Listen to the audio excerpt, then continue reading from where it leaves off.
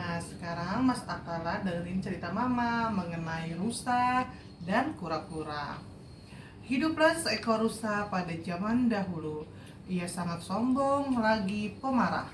Sering ia meremehkan kemampuan hewan lain. Pada suatu hari, si rusa berjalan-jalan di pinggir danau. Ia bertemu dengan kura-kura yang terlihat hanya mondar-mandir saja. Kura-kura, apa yang sedang engkau lakukan di sini? Aku sedang mencari sumber penghidupan, jawab si kura-kura. Si rusa tiba-tiba marah mendengar jawaban si kura-kura. Jangan berlagak engkau. Hei kura-kura, engkau hanya mondar-mandir saja, namun berlagak tengah mencari sumber penghidupan. Si kura-kura berusaha menjelaskan, namun si rusa tetap marah.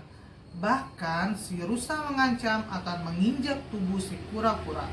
Si kura-kura yang jengkel akhirnya menantang untuk mengadu kekuatan betis kaki.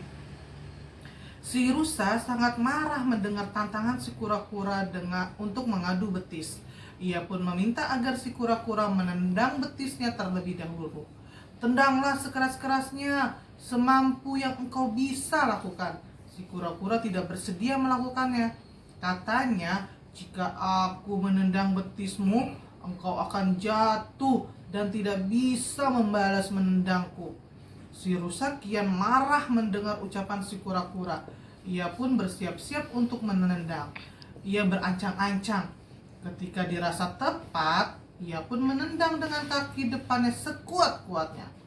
Ketika si rusa mengayunkan kakinya, si kura-kura segera memasukkan kaki-kakinya ke dalam tempurungnya.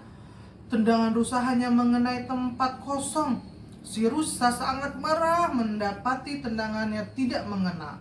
Ia lantas menginjak tempurung si kura-kura dengan kuat. Akhirnya tubuh si kura-kura terbenam di dalam tanah. Si rusa menyangka si kura-kura telah mati.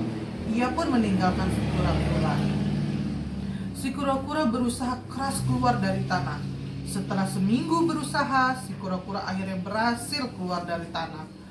Ia lalu mencari si rusa. Ditemukannya si rusa setelah beberapa hari mencari. Bersiaplah rusa, kini giliranku untuk menendang. Si rusa hanya memandang remeh kemampuan si kura-kura. Kerahkan segenap kemampuanmu untuk menendang betisku. Ayo, jangan ragu-ragu. Si kura-kura bersiaga dan mengambil ancang-ancang di tempat tinggi.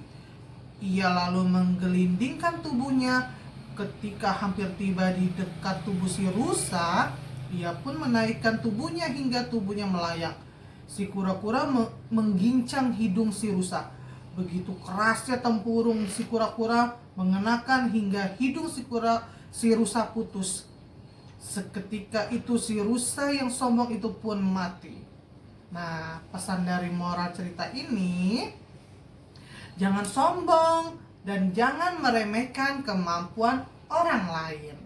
Karena kesombongan hanya mendatangkan kerugian, penyesalan di kemudian hari. Jadi Mas Atara tidak boleh sombong sama siapapun, harus rendah hati.